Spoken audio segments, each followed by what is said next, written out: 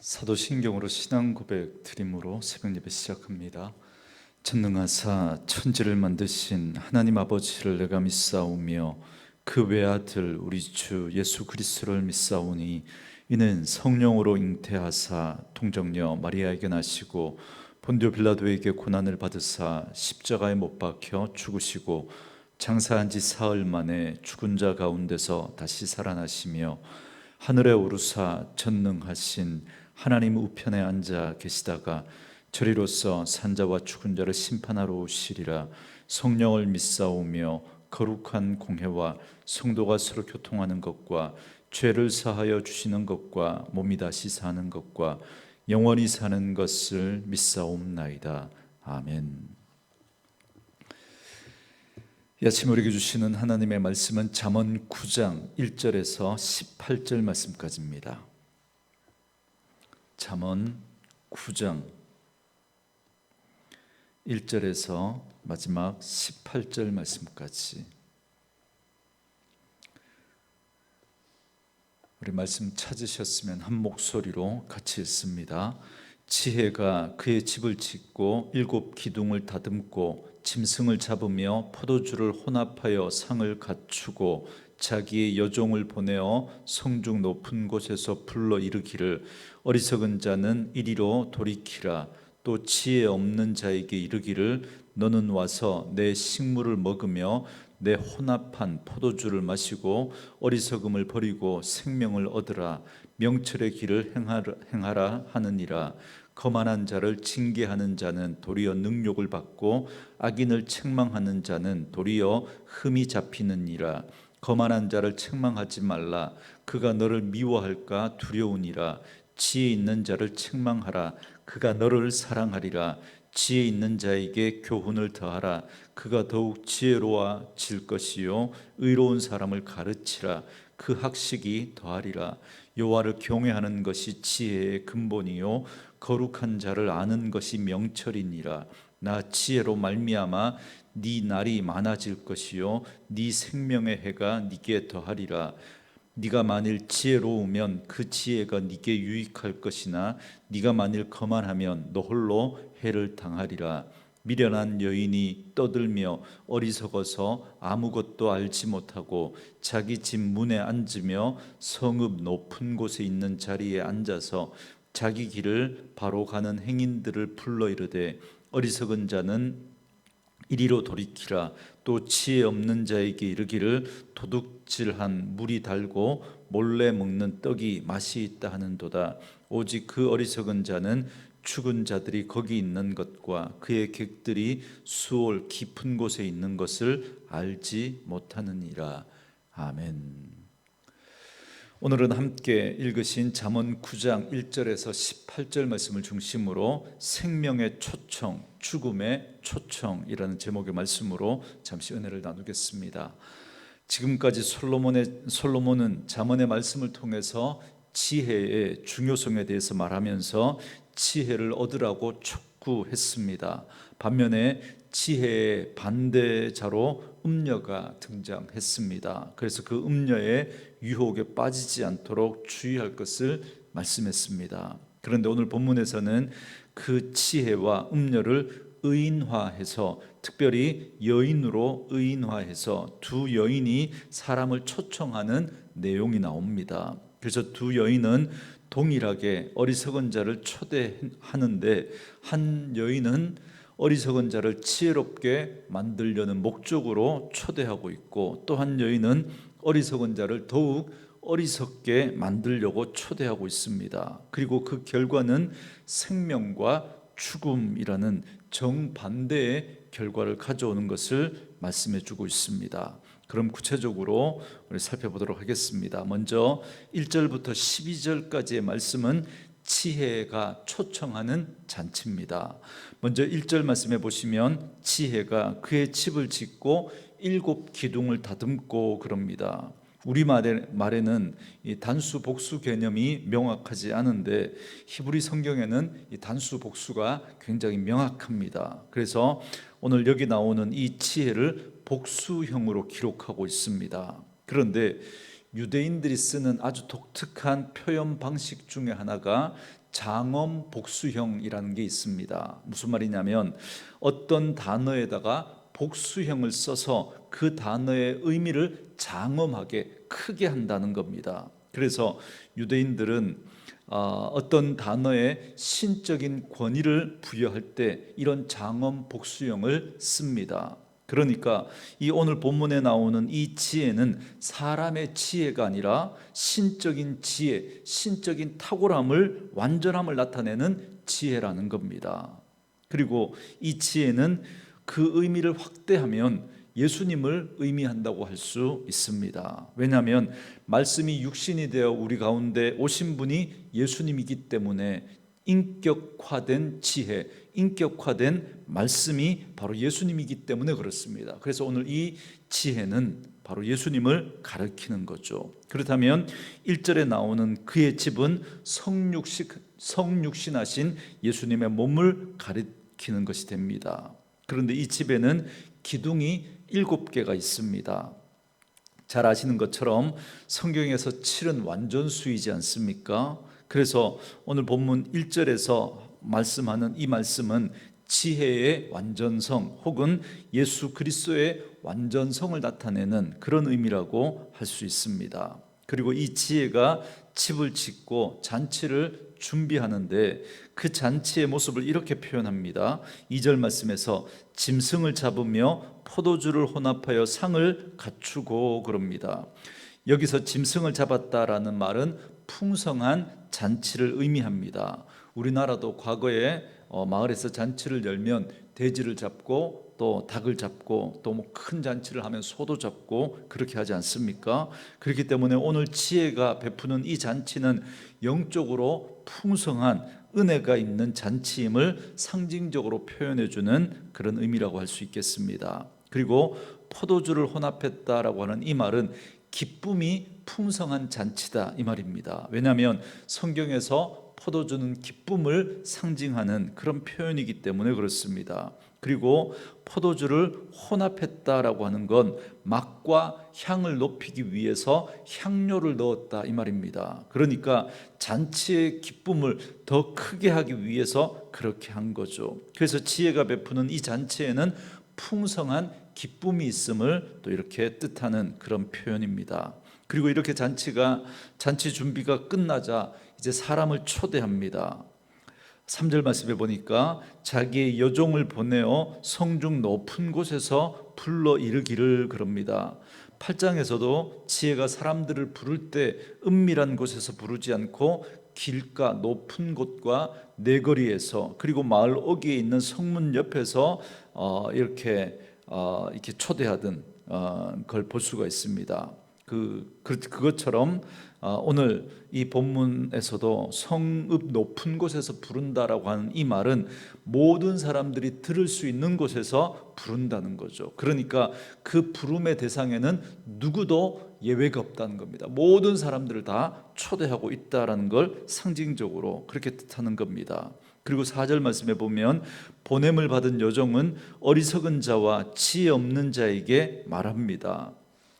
그들을 향해서 부르는 초청의 말이 5절과 6절 말씀입니다. 너는 와서 내 식물을 먹으며 내 혼합한 포도주를 마시고 어리석음을 버리고 생명을 얻으라. 명철의 길을 행하라 하느니라 그럽니다.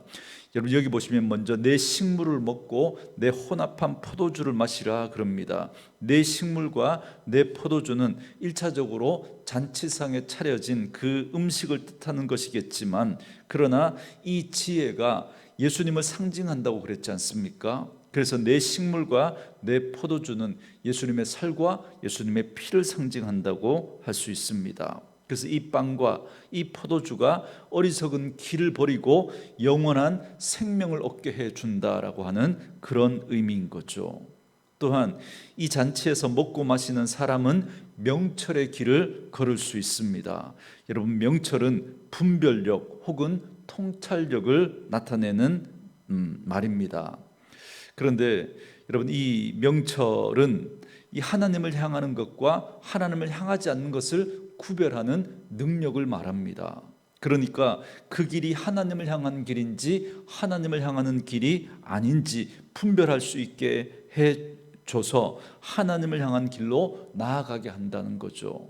그래서 이 지혜의 초청을 받아서 이 잔치에서 먹고 마시는 사람은 영원한 생명을 얻게 되고 하나님을 향해 나아가게 된다라고 하는 그 말씀을 상징적으로 해주고 있는 것입니다. 그러나 지혜가 베푼 이 생명의 잔치의 초대를 끝까지 거부하는 사람은 그런 사람들을 조심하라고 말씀합니다. 7절 말씀에 보니까 거만한 자를 징계하는 자는 도리어 능력을 받고 악인을 책망하는 자는 도리어 흠이 잡히느니라 그럽니다. 그리고 거만한 사람은 하나님을 업신여기는, 그리고 하나님을 조롱하는 그런 사람을 말합니다. 그리고 이 악한 사람은 윤리적이고 도덕적으로 악한 것이라기보다는 그건 자연스러운 결과고, 사실은 그 마음의 중심이 하나님을 향하여 있지 않은 사람, 그 사람을 말하는 거죠. 그렇기 때문에 결국 거만한 자와 악한 자는 둘 다 죄인의 특징을 아주 잘 보여줍니다. 여러분, 제가 죄의 특징을 지독한 자기중심주의라고 그랬죠. 그래서 하나님도 밀어내버리고 하나님도 인정하지 않고 하나님도 우습게 여기면서 모든 것을 자기중심적으로 그렇게 생각하고 판단하고 받아들이는 그런 사람이 여러분 죄인의 특징이고, 바로 그러한 사람이 바로 오늘 이 7절 말씀에 나오는 거만한 자와 그리고 이 악한 자를 아주 상징적으로 보여주고 있는 것입니다. 그래서 이런 사람들을 훈계하였다가는 자칫하면 오히려 수치를 당할 수 있으니까 그렇게 하지 말라고 말씀하고 있습니다. 다시 말하면 이런 사람을 초청해봐야 오히려 해가 된다는 말입니다. 그래서 예수님께서도 거룩한 것을 계획해 주지 말며 너희 진주를 돼지 앞에 던지지 말아라, 이렇게 말씀하지 않으셨습니까? 그래서 거만한 사람을 훈계하고 악인을 책망하여 그들에게 지혜의 길로 돌이키라고 하는 건 오히려 화를 당하게 될 수 있으니까 주의하라고 그렇게 말씀하고 있는 겁니다. 그래서 8절과 9절 말씀에 보면 지혜가 있는 사람을 책망하고 의로운 사람을 가르치라, 그렇게 말합니다. 그러면 그 지혜 있는 사람은 우리를 더 사랑하게 될 뿐만 아니라 더욱더 지혜롭게 될 것이고, 의로운 사람을 가르치면 그 학식이 더해질 것이라고 말씀합니다. 그래서 제가 간혹 이런 표현 쓰죠. 영적인 빈익빈, 영적인 부익부.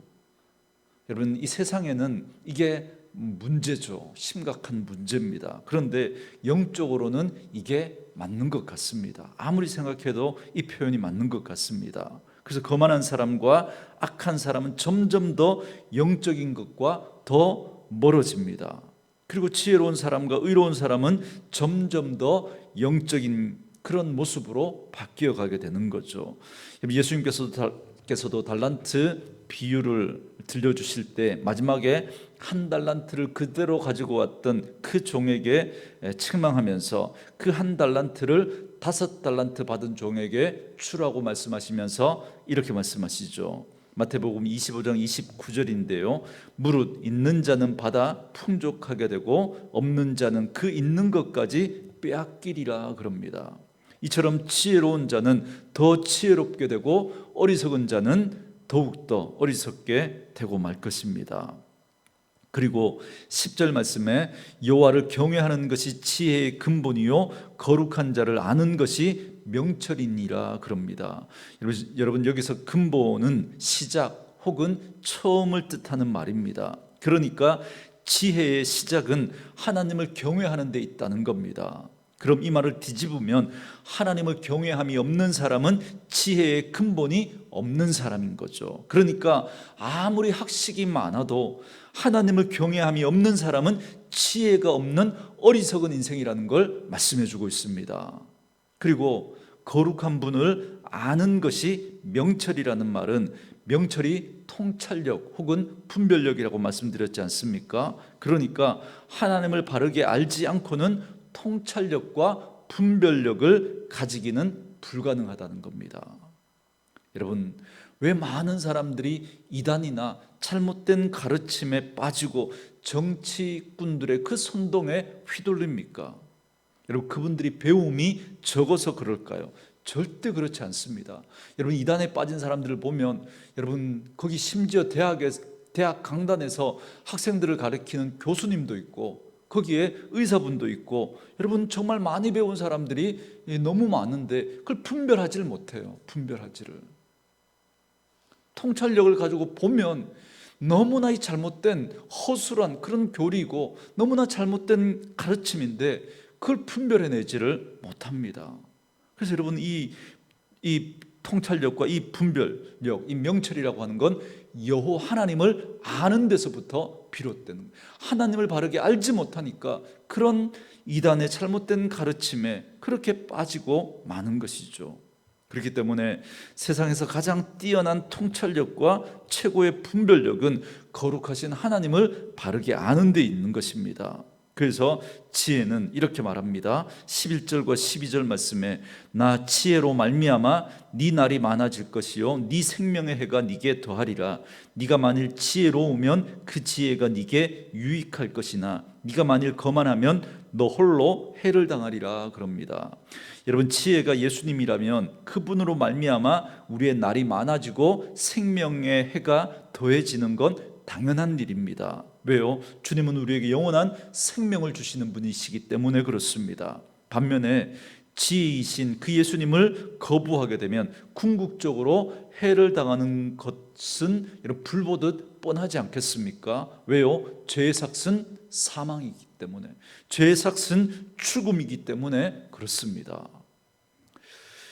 그리고 13절부터 18절까지 말씀은 이제 미련한 여인이 초청하는 잔치에 대한 말씀인데요. 먼저 13절 말씀을 보시면 미련한 여인의 특징을 떠드는 것과 어리석어서 아무것도 알지 못하는 것으로 표현하고 있습니다. 여러분, 미련한 여인의 특징을 떠드는 것, 다시 말하면 그 입에 말에 있다는 사실을 여러분 주목하시기 바랍니다. 여러분, 미련한 여인은 해야 할 말과 하지 말아야 할 그 말을 분별하지 못하고 떠들어댑니다.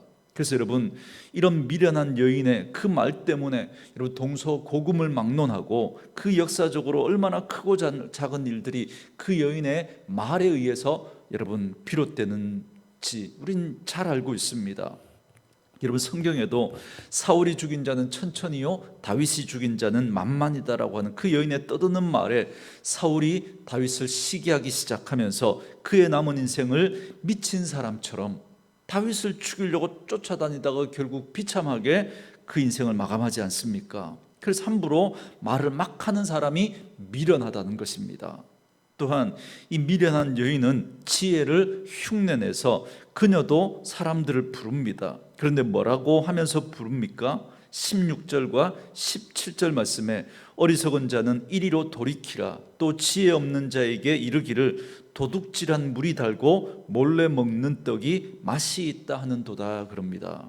여러분, 이 여인은 어리석은 사람, 지혜 없는 사람을 유혹합니다. 그래서 하는 말이 훔쳐 먹는 물이 달고 몰래 먹는 떡이 맛있다 그럽니다. 그렇게 유혹합니다.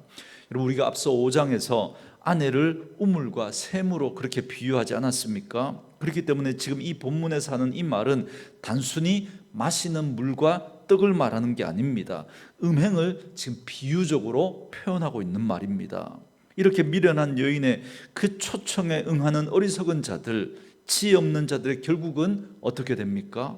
18절 말씀처럼 수월의 깊은 곳으로 내려가고 마는 것입니다. 그러니까 그들은 사망을 향해서, 멸망을 향해서 치닫고 있습니다. 그런데 더 큰 문제는 지금 그 사망을 향해서 가고 있기 때문에 돌이키면 되는데, 그런데 문제는 그들이 지금 그런 사망과 멸망을 향해서 달려가고 있으면서도 그 사실조차 모르고 있다는 겁니다. 그러므로 오늘도 말씀으로 이 하루를 시작하는 저와 여러분들은 오늘 이 잠언의 말씀을 꼭 기억할 수 있기를 바랍니다. 오늘 본문 이 잠언의 1장부터 오늘 9장의 이 말씀은 1장부터 8장까지의 그 말씀의 결론이라고 말할 수 있습니다. 그래서 1장부터 9장까지를 요약하면서 인생에서 반드시 붙잡아야 할 것은 지혜와 명철인데, 그것을 얻으면 모든 것을 얻는 것과 같고 그것을 잃으면 모든 것을 잃는 것과 다름없다라는 걸 말씀하고 있습니다. 그리고 인생을 무너뜨리는 가장 큰 유혹은 음녀의 유혹이라는 걸 다시 한번 강조합니다. 그래서 그 음녀의 유혹에 빠지는 자는 어리석은 자라는 사실을 경고하고 있습니다. 그러므로 오늘 이 솔로몬의 이 잠언의 말씀을 다시 한번 마음에 깊이 새기면서 하나님을 온전히 경외하고 늘 하나님의 말씀을 사모함으로 음녀의 유혹과 세상의 유혹에서 넉넉히 이기고 살아가는, 그래서 참으로 지혜로운 그런 삶을 살아가는 저와 여러분들 되어줄 수 있기를 주님의 이름으로 축원합니다. 오늘 주신 말씀을 생각하면서 우리 말씀 묵상하시면서 기도하는 시간 갖겠습니다.